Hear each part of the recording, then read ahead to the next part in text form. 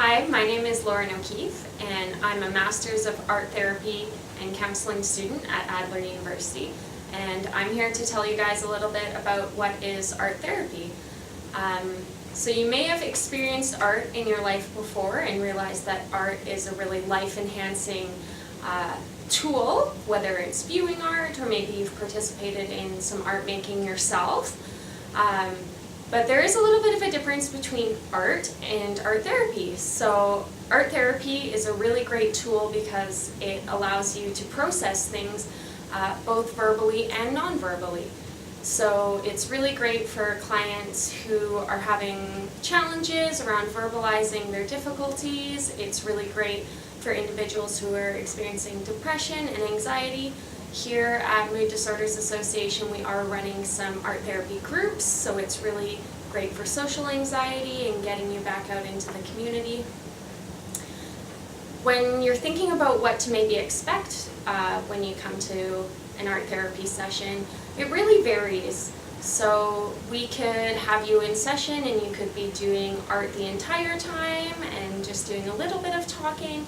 Or if you're not too sure about the art supplies, we could be doing talking the most of the session and just doing art some of the time. So the art supplies that are involved in art therapy really vary client to client, and you as an art therapy client get to direct the session.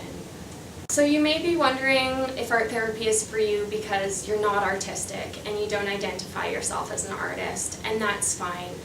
Art therapy is really about the process of art making more so than the product. So if you're worried about being judged about your art making, you don't need to worry about that at all.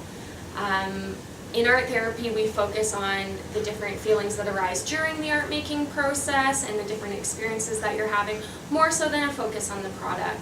So art therapy is not only for creative people, it's not only for artists, it's great for everyone, whether you haven't picked up a crayon since you were a child or whether you're still practicing art today, there's a place in art therapy for you. My name is Demille Keeble. I'm a student at Adler University and I'm currently completing a practicum at MDABC. And I'm just going to talk a little bit about the strengths of art therapy. So it's difficult to sum up the numerous strengths of art therapy in such a short video, but I'm just going to try to provide an overview of the most significant benefits of working with art in a therapeutic setting. So there's a great deal of empirical evidence supporting the efficacy of art therapy. In a randomized controlled trial, Bell and Robbins found that creating art led to significantly greater reductions in negative mood and anxiety than simply viewing art. Similarly, Caddy, Crawford, and Page found that patients in a private psychiatric hospital who participated in creative activity showed a greater reduction in symptoms when compared to patients who did not participate in this intervention. There's also a budding area of research examining the positive effects of art therapy for cancer patients experiencing psychosocial difficulties related to their illness. Other studies have found that art therapy can strengthen sense of self in individuals with schizophrenia, that using artwork to promote conversation can enhance the well-being of hospitalized individuals, and that art therapy can help reduce symptoms of depression in adult psychiatric outpatients. So that's the science behind it, but let's face it, art therapy goes beyond words. Words can be quite limiting when it comes to expressing emotions. When working with metaverbal techniques such as art therapy, areas of the brain can be accessed that can't always be reached using language. For example, trauma is stored in the non-linguistic parts of the brain. So sometimes trauma can't be dealt with effectively without the use of metaverbal methods. Art transcends cultural and linguistic boundaries. It builds community. When discussing their art, people often open up far more easily than when asked to express their emotions using words. I've personally seen this happen with hard-to-reach clients, and it's truly a remarkable and beautiful process to witness. Art gives people who are quiet or reserved a way of expression that doesn't have to involve words. This extends to individuals who have challenges with verbal expression due to various conditions such as autism spectrum disorder. Another strength of art therapy is its ability to go beyond the therapeutic hours. Clients can make art at home. They can take a sketchbook everywhere they go and pull it out when they feel anxious. When a friend or a counselor is not available, simply picking up a pencil and a piece of paper can provide a valuable outlet. Additionally, the art therapist can choose materials that will help the client have less or more control based on individual needs. Words can flow too much or flow too little, and it can be difficult to contain emotions when working with words. With art, clients can learn containment through working with different media. art can teach clients to self-regulate. Art therapy can also be a powerful way for clients to ground or self-soothe. We're living in a really cool time right now because the general public is starting to recognize this. I'm sure a lot of you have seen the adult coloring books lining the walls at your local Michaels, labeled with taglines such as calm coloring, anti-stress animals, and meditative mandalas.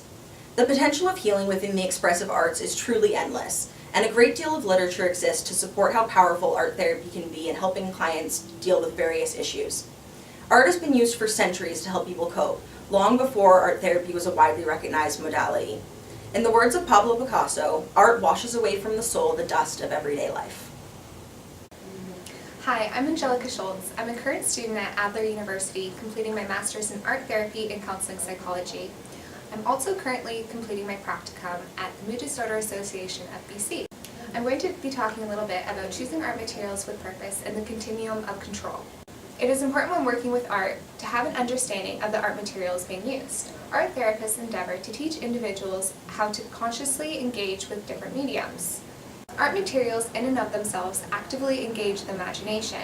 There are inherent healing images within art that have a life of their own and assist in the healing process. When working with art therapy, it's important to remember that it's not just the therapist and the client. You have the art materials and images actively contributing to the therapeutic process. If an individual works with art materials intentionally, the mediums can better assist in the healing process. If there is conscious choice in materials, the art-making process can then be directed to suit the needs and/or goals of the individual. Choosing materials is directed around the idea of intention and control. Different art materials will offer varying degrees of control. Increased or decreased control will influence the effect the art-making process has on an individual on a feeling level. One's intentions can therefore be enhanced by consciously choosing art materials with the understanding that control impacts the feeling level. A general breakdown of the continuum of control is that art materials that are more fluid are going to offer you less control. In contrast, controlled materials will help to offer a sense of control and safety over the materials and image on a feeling level. This is highlighting the importance of using art materials to suit your intentions. There are many aspects of an artwork to take into consideration when considering control and intention. Some of these key items are shape, size, color, and types of materials. I will now briefly go through these topics to give a general sense of the potential influences they can have on a feeling level. Starting with size, the idea is that the bigger the image is, the more potential that image has for generating a more intense feeling response. The idea is that smaller images are generally less intimidating than larger ones. Moving on to shape. Shape is something important to experiment with. Each shape is going to have a different effect on each individual and their artworking process. Circles are a good shape to consider because they're a naturally occurring archetype and have been used across culture for different healing purposes, such as with mandalas and with medicine wheels. Circles will naturally center you, which will help enable focus and bring you to center, which will give you a greater sense of control over the image. Moving on to color, black and white is generally going to be less evocative of emotion than color. That is because color invites a wide range of emotions into your artwork and piece.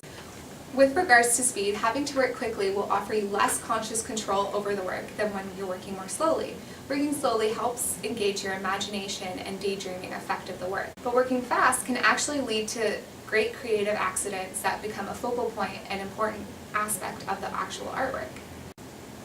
Types of mediums is a very large category. There are so many different art-making materials that it'll be impossible to cover right now. So I'm just going to go over a few key aspects on the continuum of control so that you can kind of fill in the blanks of where different materials might go. The spectrum discussed will be starting on the more controlled side, moving on to the more fluid side. On the most controlled end of the spectrum, we have collage. Collage is great because the images aren't actually coming from you, they're already provided for you. This enables you to have a slight distance from the images, so it enables a bit more control over the work and it makes collage work a little bit less intensive. As a side note, it is important to remember that within each art material, it has its own spectrum of control. What I mean by this is take collage for example. You can rip the collage work, you can cut and paste it. Each of these decisions is going to affect how much control you actually have over the material. So just taking that in mind with each art material that we go through. Moving on, pencil is also at the more controlled end of the spectrum, and this is because you can erase it. You can use tools like rulers or compasses. It's not permanent, it's not colorful, it's black and white, it's very safe, easy to use controlled material. Moving on from there, we get into more colorful materials such as pastels, markers, crayons, pencil crayons. These are all going to offer a little bit less control as we're inviting color into the work, so engaging in a bit more potential for emotional expression. These materials are also drawing materials and on the controlled end of the spectrum. Watercolor pencil crayons are what we consider a in-between or gateway medium. It has the control of pencil crayons, but then you're moving into the more fluidity of paint.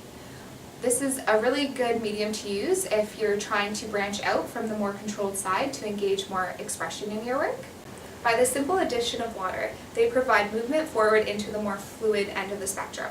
Continuing on in this more fluid spectrum, we have paint. And again, thinking back to the different spectrums within the art materials of themselves, there are so many different types of paint. We have oil paint, finger paint, watercolor. So just thinking about which ones are going to offer you more and less control is important. Paint itself is fluid and messy, so it's going to offer you less control than traditional drawing mediums like pencils and pencil crayons. Paint can be messy and it's very fluid, so there's a decreased control when using it. But paint, being a more fluid medium, can offer you more freedom in expression. At the end of the spectrum of control, we have clay and sculpture work. These are both 3D materials. There is now an entire new dimension to elicit a feeling response. So these images are going to have a more intense impact on that. With clay, the more solid and tough the clay is, the more control you will have when trying to sculpt with it. Lastly, I briefly want to touch on containment. If the image is starting to feel out of control and too overwhelming for the client, there are techniques that can be done to help bring the image back under control. A really good example of one of these techniques is framing. By placing a frame around an image, we are confining that image to within that frame's confines. This will help the client regain a sense of control over the image. The great thing about frames is you can draw on a frame, you can cut and paste a frame, and it can be done multiple times until the client feels like they've achieved a good sense of control over the image again.